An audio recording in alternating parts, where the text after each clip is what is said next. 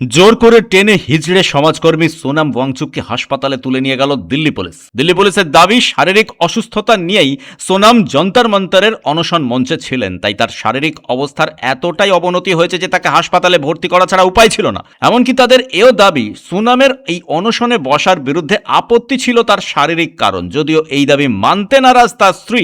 হাত পায়ের জোর হারালেও হারিয়ে যায়নি মনের জোর। যন্তর মন্তরের বিক্ষোভস্থল থেকে পুলিশ তুলে নিয়ে হাসপাতালে ভর্তি করানোর পরেও অনশন ভাঙেননি সোনাম।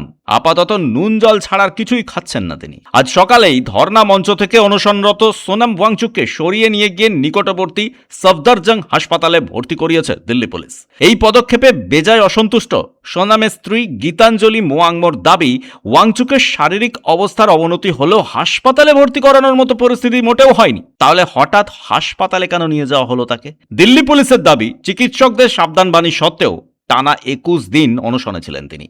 তার দ্রুত স্বাস্থ্যের অবনতির কথা বিবেচনা করে বিশেষজ্ঞ চিকিৎসকদের পরামর্শ ও দিল্লি হাইকোর্টের নির্দেশ মেনেই তাকে হাসপাতালে পাঠানো হয়েছে। দিল্লির ডিসিপি সচিন শর্মা জানান, দীর্ঘ 21 দিনের অনশনে ওয়াংচুকের প্রায় 9.5 কেজি ওজন কমেছে, যা তার শরীরের মোট ওজনের প্রায় 20%।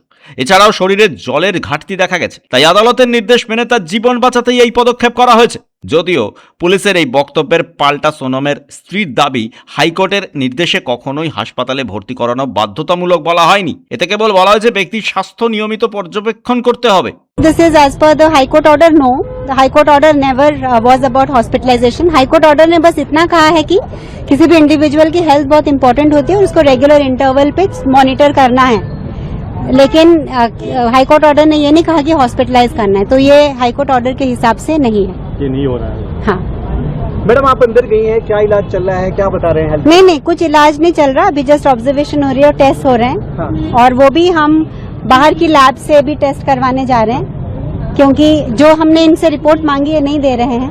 हाँ। तो इसकी और जो ये नंबर्स कह रहे हैं 2.9 हो गया पोटेशियम, वो कल 4.3 था, आज नहीं हो सकता, तो हम इसको क्रॉस चेक करना चाहते हैं दूसरी लैब से before we take any medication. कोई सलाइन तो वो नहीं, वो ना कोई इलेक्ट्रोलाइज ले रहे हैं ना कुछ, वो अभी भी फास्ट पे ही हैं। हाँ।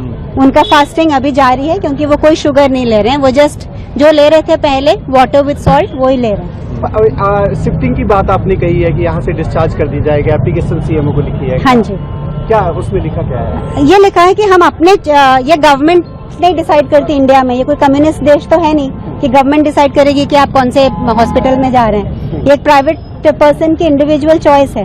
तो हम जिस हॉस्पिटल को हम ट्रस्ट करते हैं और जहां हम कंफर्टेबल हैं, हम वहां उनको लेके जाएंगे। तो ये मैं आभारी हूं कि गवर्नमेंट ने इतना सोचा और यहाँ लेके आए, पर यहाँ से क्या करना है वो हम अपने आप करेंगे, या और ना कि गवर्नमेंट कुछ इसमें दखल अंदाजी करने की उनको जरूरत नहीं है। मैम, आपसे बातचीत हुआ उनका, क्या लग रहा है आपको? आप संतुष्ट है उनका? हाँ, वो जैसे कल थे, मतलब वीक तो डेफिनेटली है, मसल मास लूज कर रहे हैं, वो तो किसी भी फास्ट में होता है, लेकिन वो अलर्ट हैं और बहुत स्ट्रांग है। उनका आज ECG भी हुआ, वो भी ठीक है। और जस्ट एक ही पैरामीटर जो यहाँ कह रहे हैं वो पोटेशियम, वो हम क्रॉस चेक कर रहे हैं। হাসপাতালে ভর্তির কোনো আদেশ দেওয়া হয়নি, তবে দিল্লি পুলিশ নিজেদের দাবিতে অনড়। তাদের দাবি, বিশেষজ্ঞ চিকিৎসকদের পরামর্শেও দিল্লি হাইকোর্টের আদেশ মেনে ওয়াংচুককে অত্যাবশ্যকীয় চিকিৎসার জন্য হাসপাতালে স্থানান্তর করা হয়। এদিকে সোনামকে হাসপাতালে ভর্তি করানোর পর সফদরজং হাসপাতালের বাইরে মোতায়েন প্রচুর পুলিশ বাহিনী। যদিও সোনাম ওয়াংচুককে জোর করে হাসপাতালে ভর্তি করানোর সিদ্ধান্তকে রাজনৈতিক উদ্দেশ্য প্রণোদিত বলে মনে করছেন বিশেষজ্ঞ মহলের একাংশ।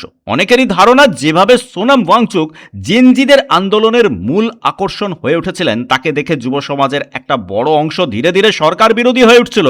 সেই আন্দোলন দমন করতেই কেন্দ্রের এই সিদ্ধান্ত। এতে সাপও মরল, লাঠিও ভাঙল। অর্থাৎ সোনাম ওয়াংচুককে আন্দোলন স্থল থেকে সরিয়ে হাসপাতালে নিয়ে যাওয়া হলো, প্রধানমন্ত্রীকেও আর সেখানে যেতে হলো না। ব্যুরো রিপোর্ট, পূবের কলম ডিজিটাল।